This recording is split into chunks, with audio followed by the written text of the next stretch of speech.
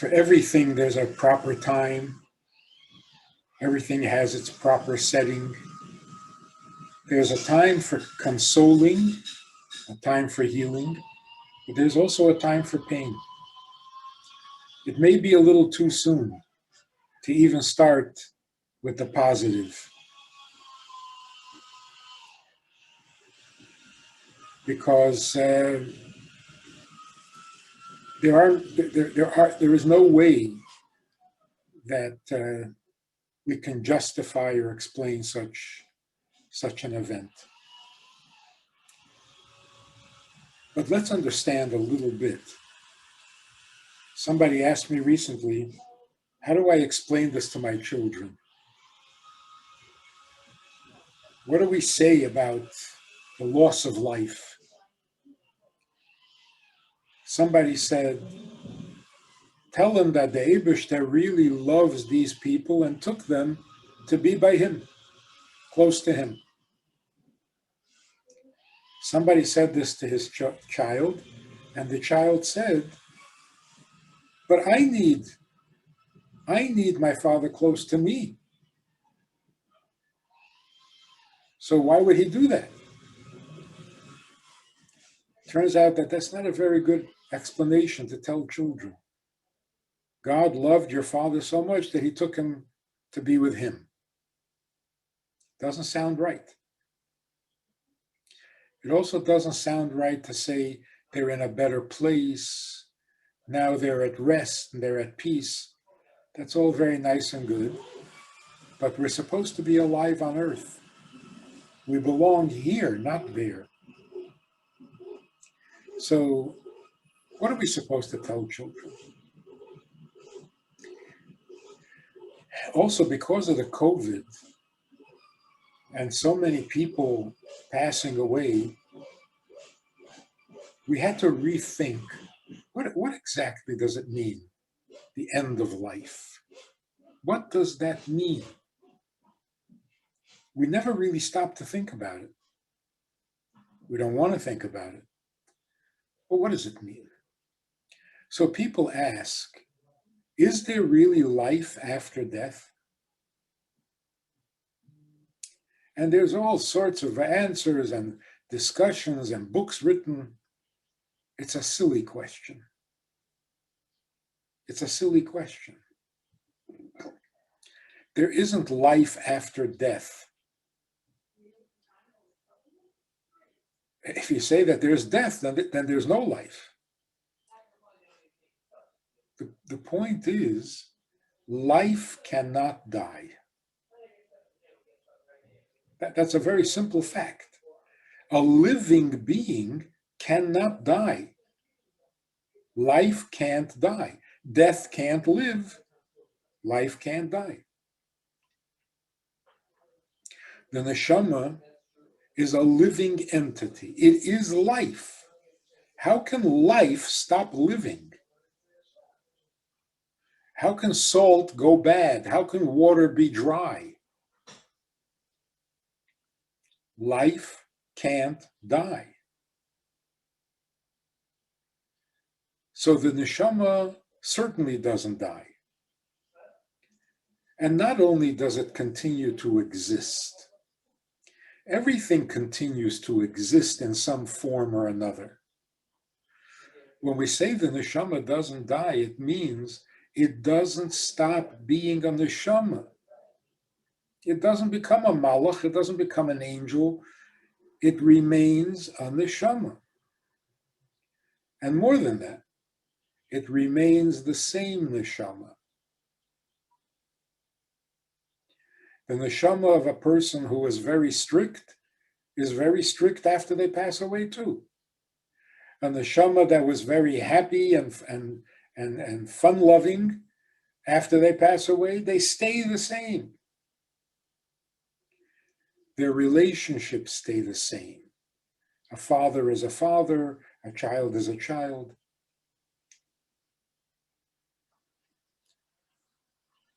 So I had an experience where I was in Mexico, and they told me that a young couple had a terrible tragedy. They're devastated. They used to be part of the synagogue. They would come to daven. They stopped coming. They were Shemesh Shabbos. They're not Shemesh Shabbos anymore. He used to put on tefillin. He doesn't put on tefillin anymore. And they spoke to every rabbi in town, and they don't want to talk anymore. They don't. They're angry. They're broken. They're shutting down. But they agreed to speak to me coming from out of town, and they're waiting for me at the hotel. I come to the hotel straight from the airport, and they're sitting there, and they tell me the story. They had a 6-year-old little girl,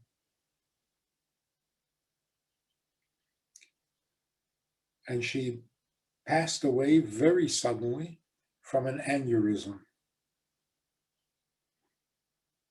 And they weren't home when it happened. The parents were not home. They showed me a picture of this little girl, an angel. So listen just to a few of the details that are really, the father said, I am angry. I am angry at God. And I'll tell you why, he said. You know why I'm angry at God? Because I love him. And he did this to me. Not I loved him, I love him. That's what makes me so angry. So what can you say? So I asked him, has your daughter visited you yet? He says, yes, twice. Obviously in a dream. I said, what did she say? She didn't say anything. She was just smiling to let me know that she's okay. So I asked him, why did she have to come twice? He didn't know. I said, she's trying to tell you two things. She's trying to tell you that she's okay, but that she's concerned that you should be okay. Because it really disturbs her that because of her, you stopped putting on tefillin. And because of her, you stopped keeping Shabbos. And because of her, you are suffering. I said, what you're doing wrong is that you forgot that you're a father and that she is your daughter. And what does a daughter need from a father? Instead of being a father, you became a griever. You became a permanent mourner. This is what your daughter needs. Be a father. Amazing. He said, should I put on the tefillin now or should I wait till I get home?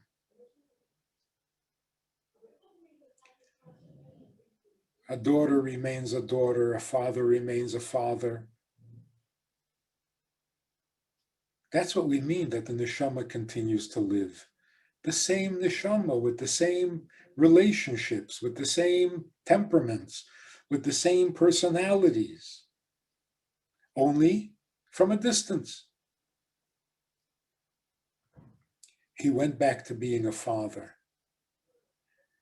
And then the whole family healed. So what exactly is death? The neshama does not die because it can't die. A living thing can only live. That's what it is. So then maybe death means that the body died. Well, the body was never really alive. The body borrows life from the soul, from the neshama. When they separate, the neshama goes back to where it came from, and the body goes back to where it came from. From dust you are, and to dust you return. That's the body, not the neshama. So the body was never really alive. So you can't say that a living thing is now died. It was never a living thing. It was a body made out of earth. So what died?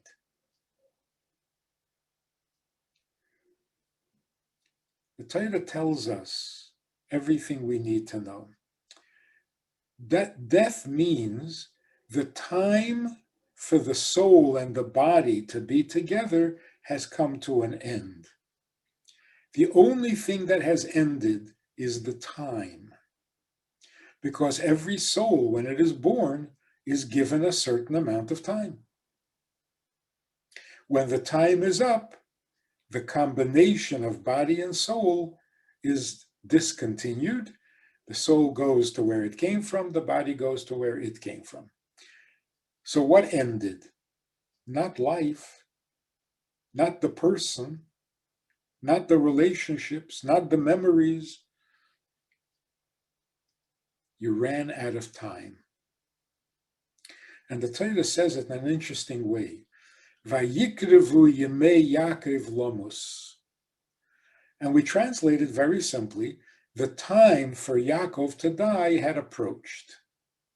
But if you read it literally, it says, Vayikrevu yemei Yaakov lomus. The days of Yaakov were about to die. So the Medrash says, the days die? The Medrash says, yes. The neshama doesn't die. The days die. Meaning, you ran out of time.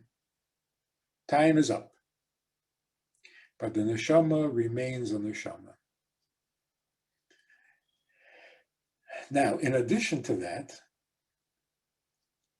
because of the COVID and the quiet and the free time that we had, people thought more deeply, people looked at life a little more maturely, and we came to another realization. Everybody believes that life is temporary and death is permanent. Ask anybody in the world. Life is very short. Life is very fleeting. You have to make good use of every moment because it's not going to last very long. Life is temporary. And death, death is forever. Everybody believes that. And it isn't true. It was never true. And it can't be true. Life is everything. Life is everything. Death is nothing. Meaningless. So how can it be that life, which is rich and meaningful and necessary, that's all temporary? Death, that is meaningless and unnecessary, that's forever. It's not true. Death is temporary, it's unnatural. We're not supposed to die. That was not the plan. We were not created to die. It's from the tree of knowledge. They ate from the tree, so there's a need for death. But for how long? A child needs to be told. A soul leaves the body and goes to heaven temporarily, and it is coming back. Every soul in heaven is comfortable and safe, but it can't wait to come back to the body. A Jewish soul does not want to stay in heaven because in heaven you can't do mitzvahs. A Jewish neshama wants to do mitzvahs, not get rewarded. So heaven is a reward, but a soul doesn't want rewards. A soul wants to be able to serve Hashem and do his mitzvahs. And that you can only do in a body. And that's why the souls will come back to the body. The same body that it had before. And that's what Tchias HaMesim means. The resurrection of the dead, the neshama doesn't need to be resurrected. It never died. The resurrection of the dead means a new contract between the body and the soul that ended when the time was up. Now you get a new contract, the body comes back, the soul comes back together, and they go and continue to do mitzvahs like they did when they were alive the first time. And then they live forever. They'll never be separated again. Death is temporary, not only for the individual, but for the whole world. After Mashiach comes, there will be no more dying. Because what's the point? There's no point to it. So those souls who died this past year, the souls who died on Lag BaOmer, they're coming right back in a short time. It doesn't even pay to die now. There are some people who died 4,000 years ago. They had a long vacation. But today, Mashiach is coming and the resurrection is going to begin. The Tchias HaMesim is going to happen. So it's a very brief intermission where the soul goes to heaven and gets whatever it needs to get as a reward, and then it comes back.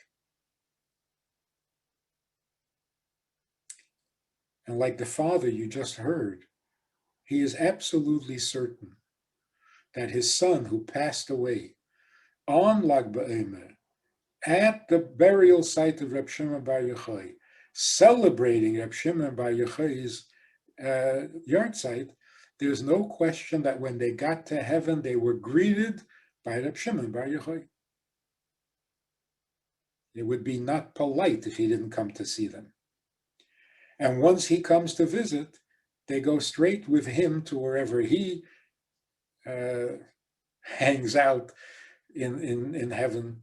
They go past all the interviews and that whole process. They skip it all. They go directly with him because they had some special relationship with him, which is mysterious and awesomely holy, and we'll find out only after Mashiach comes. But there's no question that they had a special relationship with Reb Shimon Bar Yochai.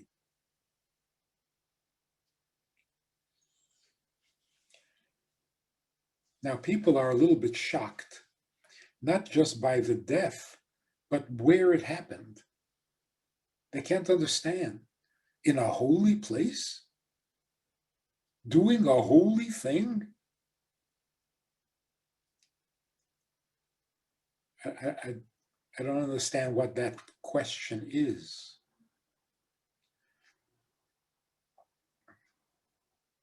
We read in the Torah that the two sons of Aaron were celebrating the conclusion of the Mishkan, the Chanukas Habayis, and they went into the Mishkan with great holiness and with great enthusiasm, and they died. Where did they die? In the holiest place on earth. What were they doing when they died?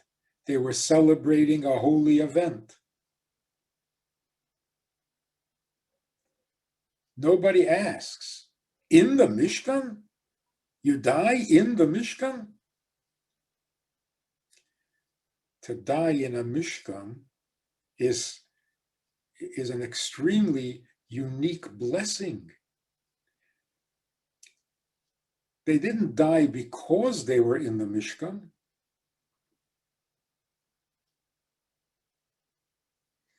These 45 people didn't die because they were celebrating Lag BaOmer. On the contrary, their time came when their body and the soul had to go separate ways. Where did this happen? In a holy place, on a holy day, while they were doing something holy.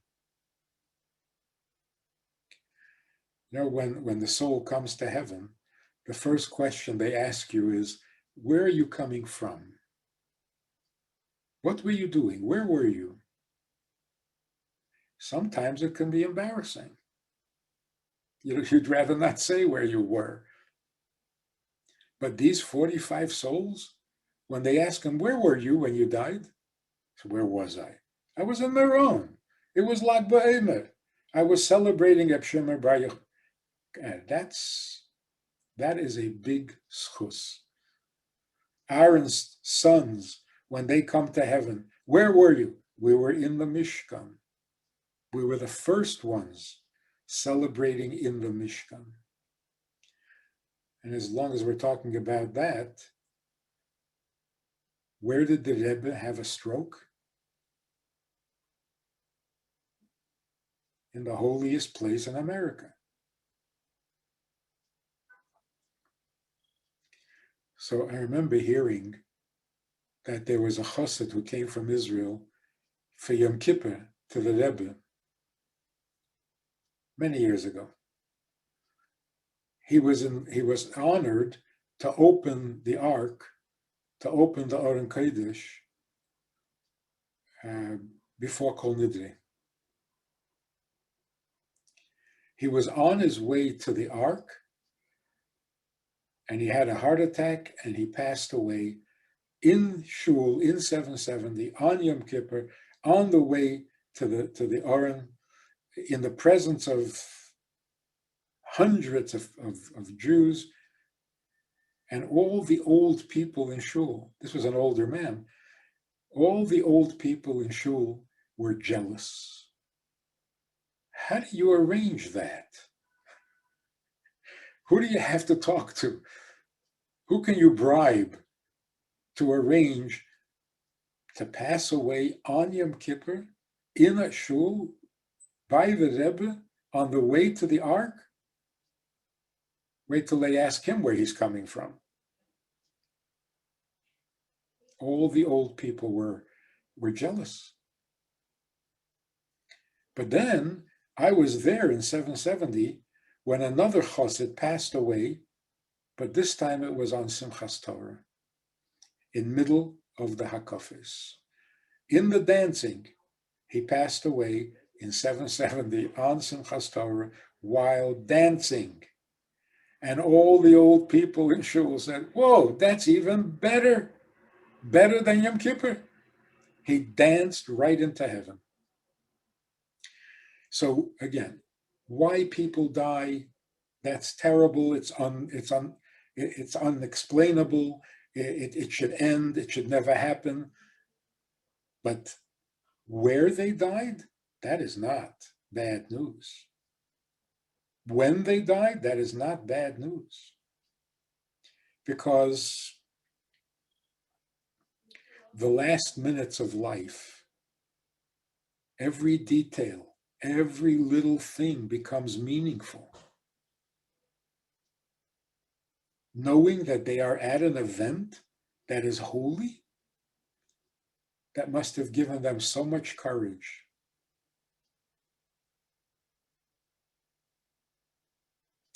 It's very interesting. You heard what the father said? They were not bloody. They were not damaged.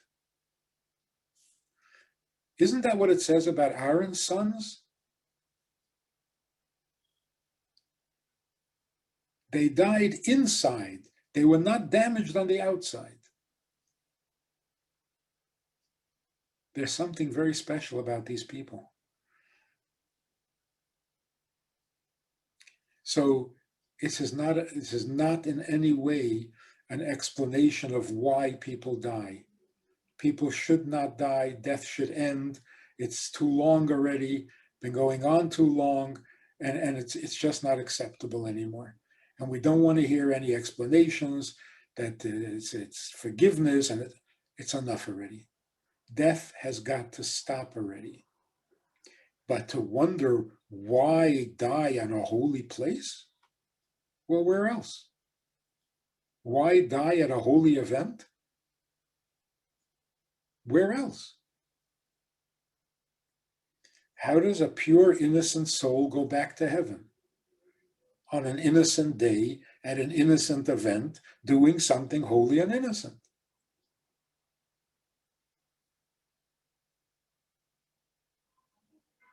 What we need to do is we need to figure out what more we can do to bring an end to death completely.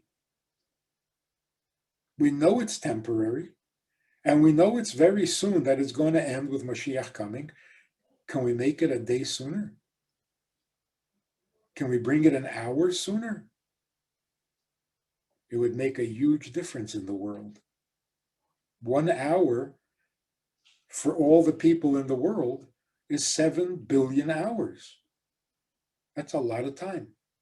1 minute for mankind is 7 billion minutes.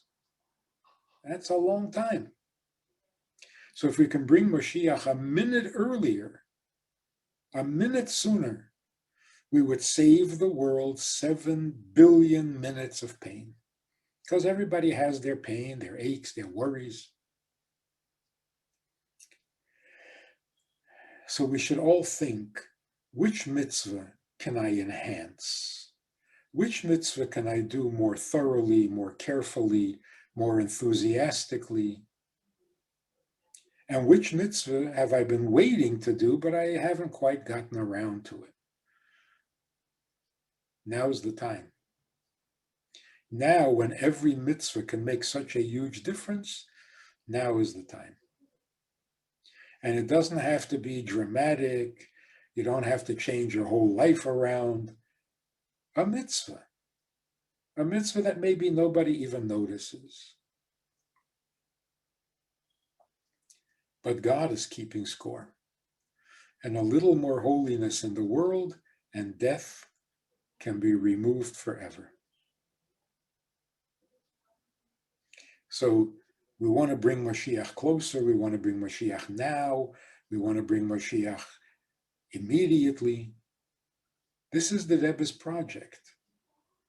Everybody else says Mashiach should come soon, in our lifetime. We should live to see Mashiach. The Rebbe said, no, that's not good enough. Why are you so patient? Why are you so tolerant? It's okay with you that Mashiach should come in a year from now? Why? Because you're not in pain? But what about all the people who are? Is it okay with you that Mashiach should come a month from now? It shouldn't be. It shouldn't be okay with us that Mashiach will come an hour from now, because that's an hour of suffering for 7 billion human beings.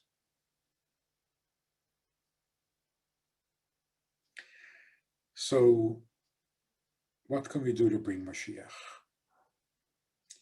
One of the things we can do, everybody can do, because there's always room for improvement, that is to be a proud Jew. We've been hiding, and we've been humbled, and we've been ashamed, and we've been apologetic, and we're a little bit intimidated by the world that has not treated us very well. But that's gotta be healed. We need to be proud. We need to know that God is very proud of his people. Let me end with this little incident. Last year, Pesach, the first Pesach of Corona, it was very intense. People were very scared. Everybody was taking the lockdown very seriously. There's this man in Manhattan who was married to a non-Jewish woman. She passed away. They had no children, and he's completely alone.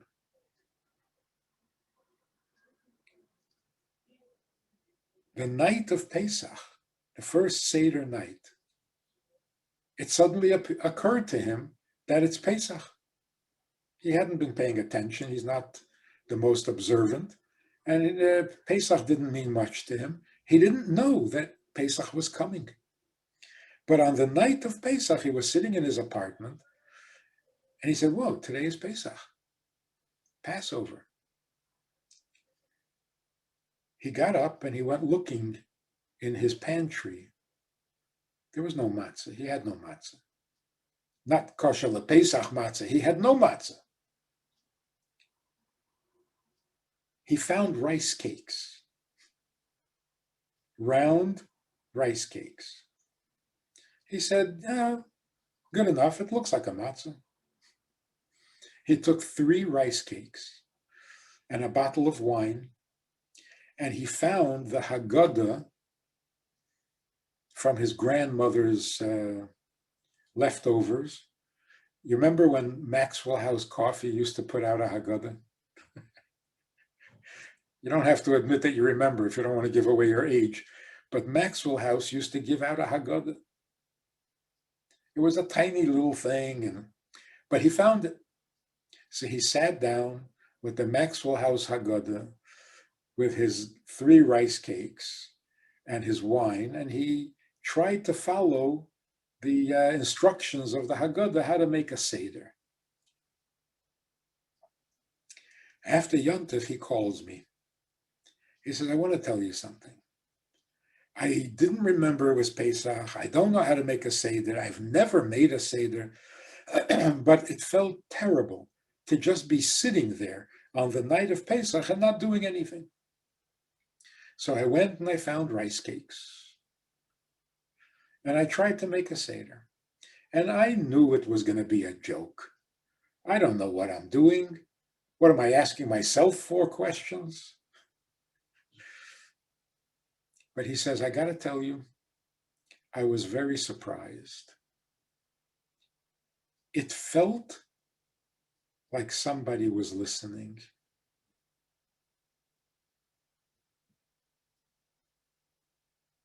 I was so amazed.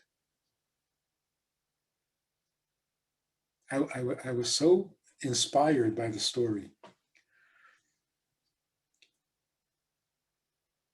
And I was wondering, did he actually fulfill a mitzvah? The mitzvah of eating matzah? No, he didn't fulfill the mitzvah of eating matzah. Did he fulfill the mitzvah of the 4 cups of wine? I'm afraid the wine that he used was not kosher. Did he fulfill the mitzvah of telling the story of the Exodus from Egypt? I don't think so. But the Baal Shem Tov would say, for sure, the Baal Shem Tov would say, his Seder brought God to tears. How could God not be bursting with pride? Here's a guy whose family is not religious. They were never religious. They never made the Seder. Nobody is going to criticize him if he forgets that it's Pesach. Nobody's going to ask him. His friends don't care. And if he does make a Seder, nobody's going to compliment him, and nobody's going to thank him, and nobody's going to respect him. Why did he bother? Why?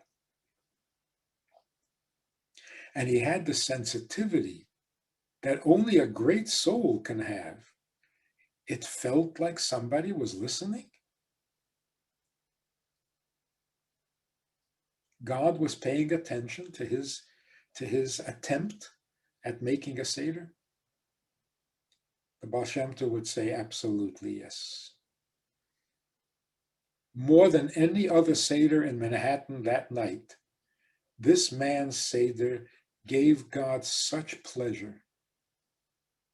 After 3,000 years since God spoke to us at Mount Sinai, 3,334 in 2 weeks on Shavuos.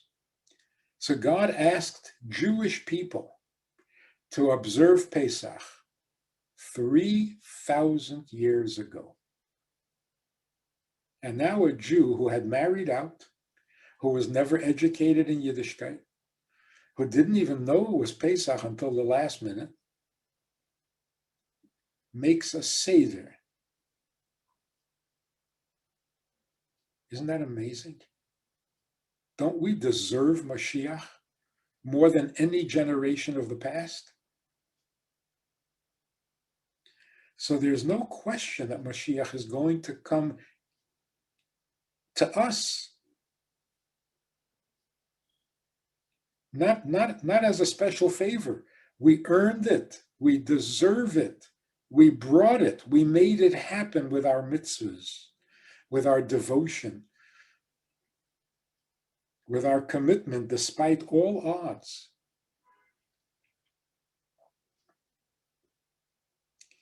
So we have to proceed with pride. We are God's apple, the apple of his eye. He is so proud of his people, and we are so humble that we think we're not worthy, we're not special, we're not good enough. We're an amazing people. And the event in Meron showed it again. Think about this for a second. If an event like that, if a tragedy like that happened in almost any other country, what would the reaction of the people be? I'm quite sure there would be riots. There would be mobs in the street, angry, frustrated, looting, burning down houses. Not in Israel. Look at all the videos. Look at what's going on in response to this tragedy. Young people getting together at the Kotel, in other places, singing songs of faith, singing Ani Mamin. There's no other people like the Jewish people. And the world is noticing. And the world is impressed. And the result of this tragedy is a huge Kiddush Hashem. The world is impressed. There is no one like the Jewish people. So we should go about performing mitzvahs, studying Torah, teaching our children, proudly, the way the Rebbe taught us. Don't just light a menorah. Light a giant menorah. What are we hiding for? We're the best thing that exists in this world. And we should share what we know and what we have with the rest of the world. So any Jewish woman you know, encourage her to light a Shabbos candle. It makes a huge difference for the whole world. Any man you know, encourage him to get a pair of tefillin. Don't wait for the Chabad guy to come and ask you if you're Jewish and roll up your sleeve. Get your own tefillin and put them on every morning like a proud Jew. Proud Jew. There's no question that will bring Mashiach closer. Mashiach comes closer, people will come back to life sooner, people will stop dying sooner, and the world will be a world that God is proud of.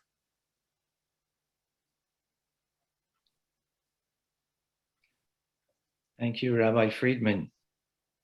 Thank you for the words of comfort and inspiration. I'd like to invite people to post their questions in the chat. They have. I see that there's a couple of questions that we'll take in a moment. In consonance with what you mentioned about doing a mitzvah, there is an amazing campaign of Am Echad, one nation, the Jewish people. They're one nation. It's a charity.com/Am Echad, you see.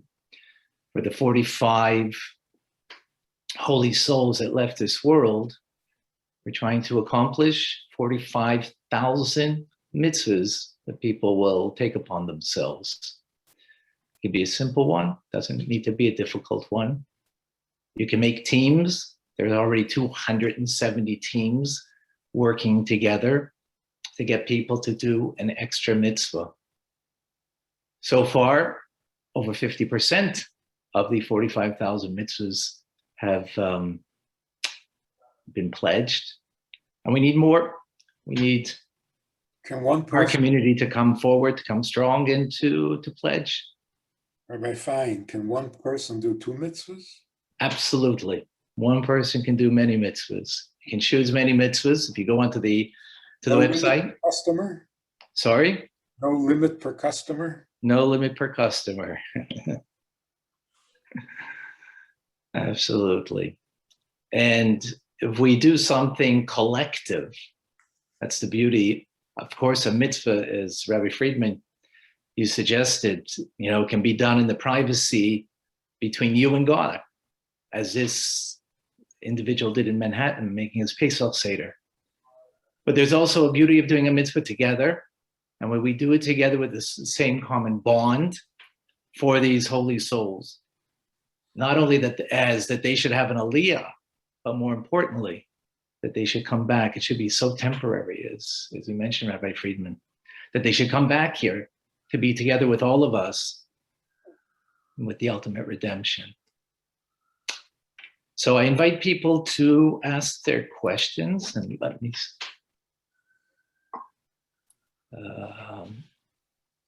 Rena asks, practically speaking, okay, let me see the question here. How often should a person remember that time is short and it's possible to die?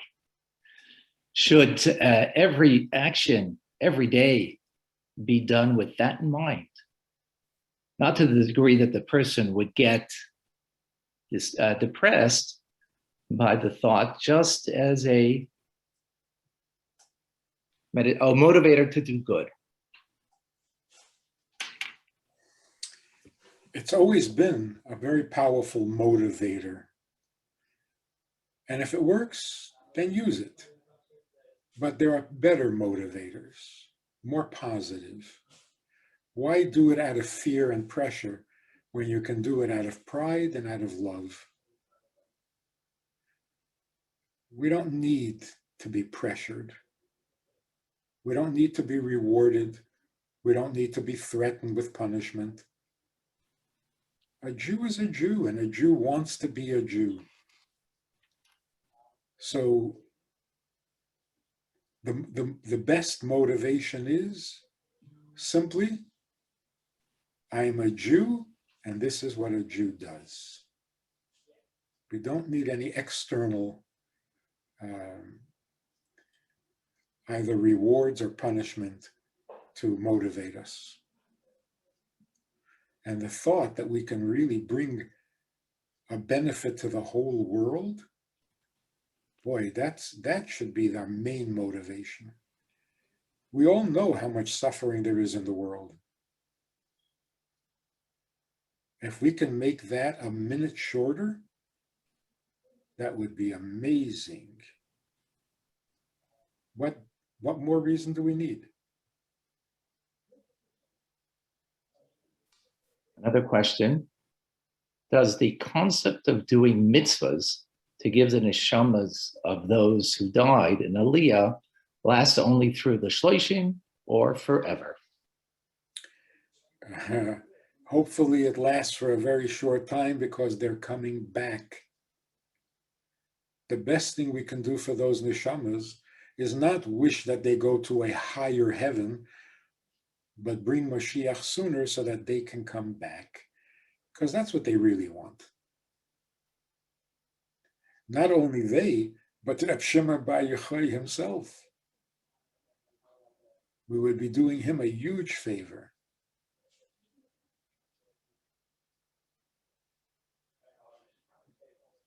Absolutely.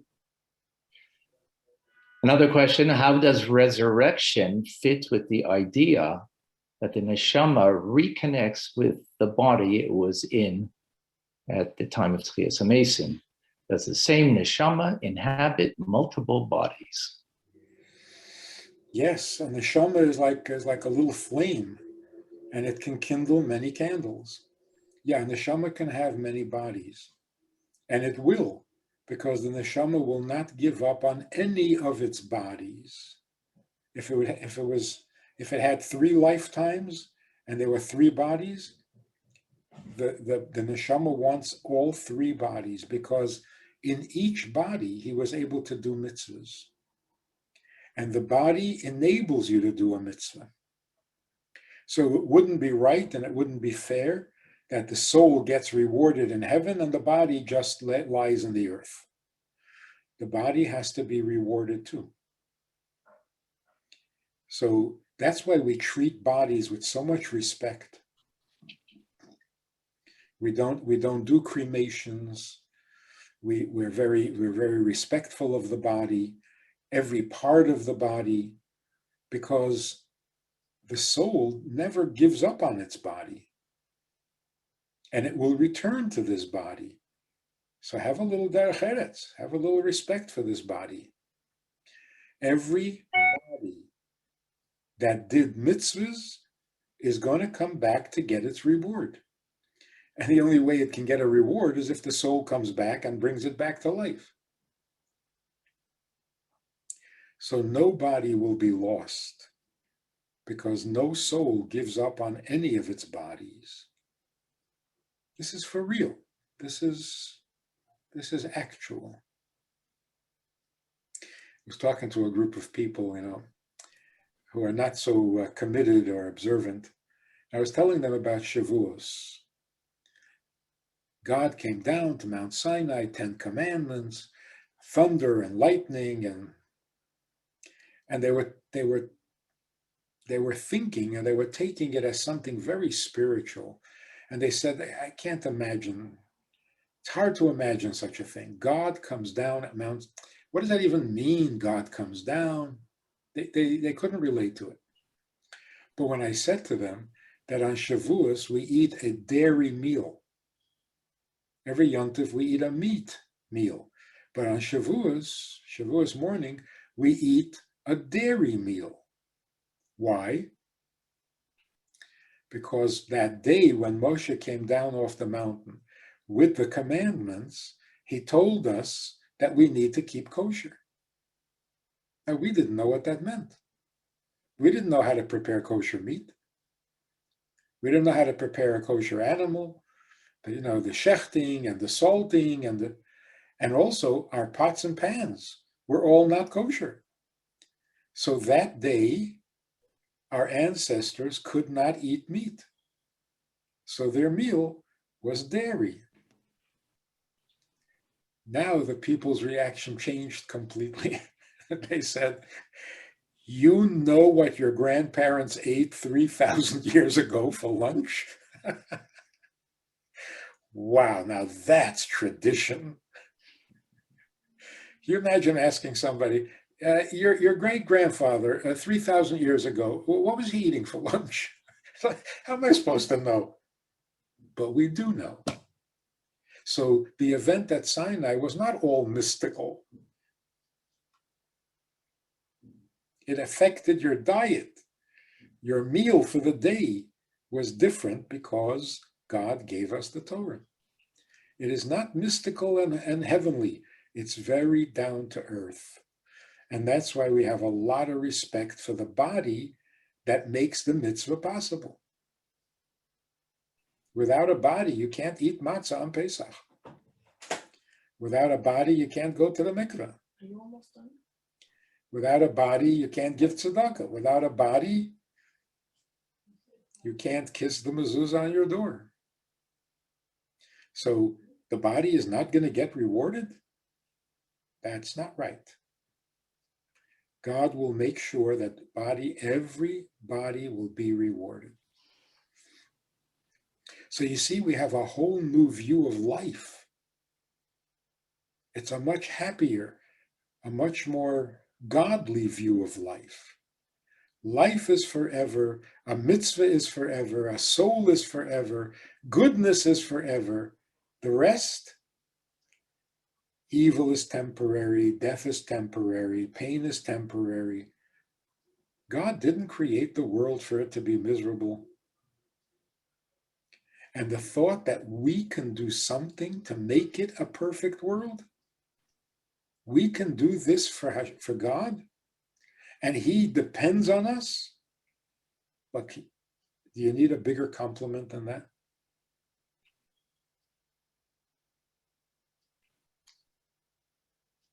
Thank you. Another question, I think something that might have been dealt with at the beginning.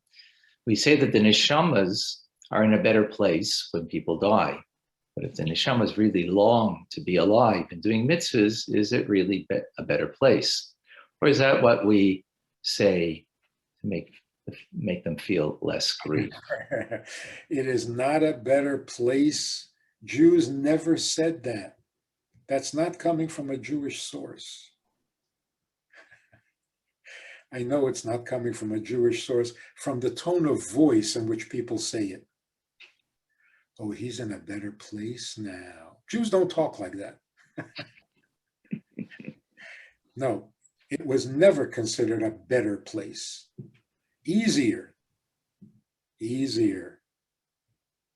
comfortable, pleasurable, not better. There's no better place than here. And you know how the Torah begins? There are 5 books of Torah, right? And the Torah begins with the words, in the beginning, God created heaven and earth. That's the last you're going to hear about heaven. All the rest is about earth. Heaven is not a better place. It's a 5-star retirement home. Jews don't want to be retired. For a month, maybe. Gets boring. Ah. And that's why at Yizkor, when we welcome the souls to shul and they all come, what do we promise them? We'll give tzedakah for you. Because tzedakah is the ultimate mitzvah and they can't do it. So we promise them we'll do it for you so that they can feel like they're doing a mitzvah. And that's what they want. When their children do a mitzvah for them, it is the biggest gift you can give them. Because they can take some credit for that mitzvah.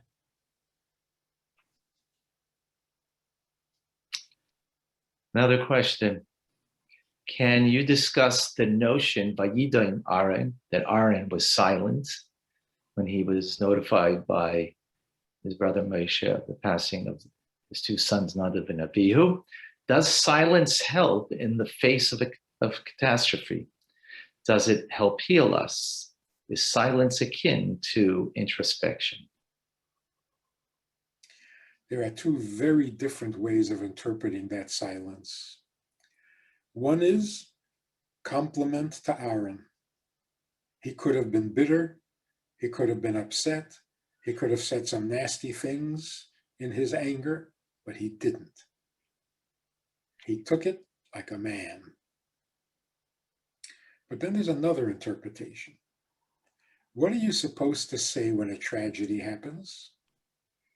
You're supposed to say, Baruch Dayan Ha'emes.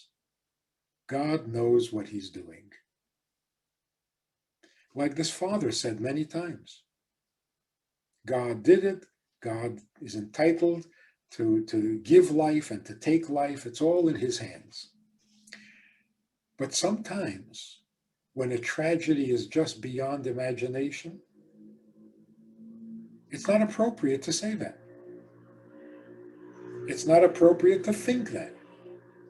Sometimes we should think, no, this is not good. No, I cannot accept this. So Vayidim Aaron didn't say Baruch Dayan Emes. And that's to his credit. Because sometimes a tragedy is so great that God doesn't need your compliment. You should complain. We don't want death. We don't accept death. It's not right. It's not good. We don't need it. It has to end. Both interpretations are correct. Be true to what you're feeling. Don't play games with God. Don't tell him you're okay when you're not okay. If you're not okay with what happened, be honest. Tell God, I'm not okay with this. I can't. I can't. Don't pretend to be strong when you're not. Don't pretend to be holy if you're not. No pretending. That's the only healthy way to go. Another question. It's nice if a person passes away in a holy place, doing a holy thing. That is consoling. But what if the tragedy occurs to a young mom, passes away, leaving children behind, and she passed away in a mundane place, doing mundane activity? How do you console the person? There are fewer questions. See, part of the problem is that people get upset when someone dies in a holy place, as if that's not supposed to happen. So for that, you need an answer. You need to say, not only is it not a question, it's actually something positive. You know, we told tzaddikim pass away on Shabbos. So it's an answer only to the question of why would this happen in a holy place? Other than that, we really don't accept death, and we can't explain death, and we don't want it, no matter where it happens.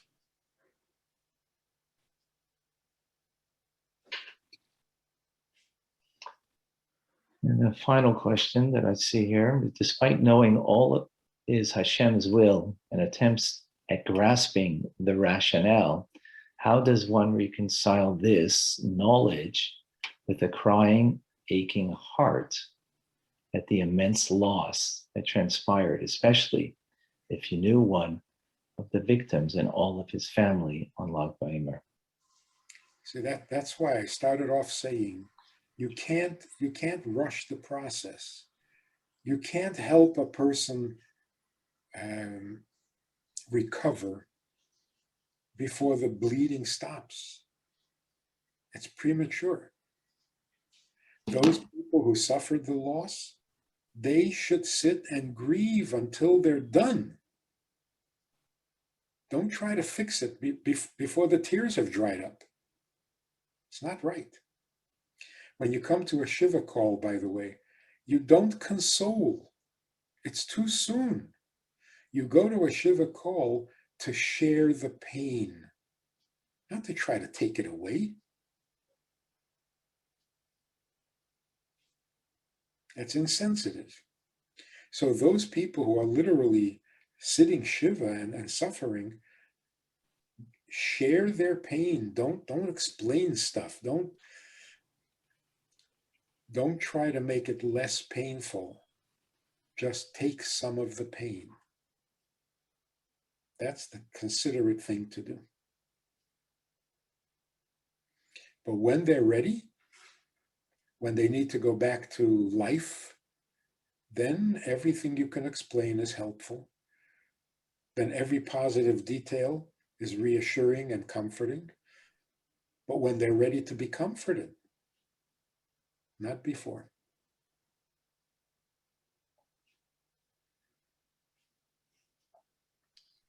It's not like these, I know in the United States, there's a tragedy in a school shooting. The next day, the psychologists come and the healing begins.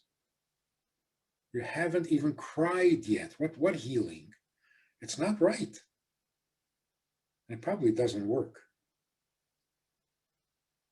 But to end on a positive note, I just remembered by cowboys, by the American cowboy, to die with your boots on is something to be proud of. For cowboys, that's a nice thought. For Jews, to die in middle of a mitzvah, that's the way to go. But not dying is much better. We should all be gesund and well. Amen. We should all continue to do whatever we can to bring the final redemption, to bring Mashiach. Every mitzvah, Rabbi Friedman, as you mentioned, just with the thought that it could take away just 1 minute of the pain and suffering that an entire world would be going through in 1 minute is a great enough inspiration for all of us, and add to it the pain of the loss of 45 beautiful souls on such a holy day. When we add that to it, there's no doubt that the next mitzvah that we engage in with that thought can be that one straw that breaks the camel's back, that one mitzvah, as the Rambam says, looking at the world as being equal between merits and demerits, and that one thing that we do can really bring the final redemption. And that's something that Rabbi spoke very often, that try to live with that notion, living with that notion. A small deed, it doesn't have to be something huge, and taking over the world is a beautiful thought, and something that is real for us, that we can truly change the world for good. Thank you, everybody, for joining. Rabbi Friedman, Rabbi Raskin, please. Big Yasher Koyach, Rabbi Fein, Rabbi Minus Friedman, big Yasher Koyach for the time that you gave us tonight. And like you said, we need Mashiach as soon as possible. We want to wish everyone, because we are a week of the big holiday of Chag HaShavuot, we want to wish a Chag Sameach, and remind everyone that the first day of Shavuot, it's a very important moment to go to Shul to hear the 10 Commandments. Like says in the Medrash, that when Hashem said, when we read the 10 Commandments, it's like we're getting the Torah again on Har Sinai. So for sure there is conditions with COVID, but everybody should try to be in a minyan somewhere to do here the 10 Commandments Monday. I think it's the 17th of May. We should be zoicher. We wish everyone Kabbalat HaTorah besimcha or bepnimiyut. We should receive the Torah with joy, and we should hear from now on only good news. And we wish everyone simchas in your family, and stay healthy. And Be'ezrat Hashem, very soon Corona will disappear. We're all going to be in Yerushalayim with Mashiach. Amen. Good night and a good Shabbos and Chag Sameach.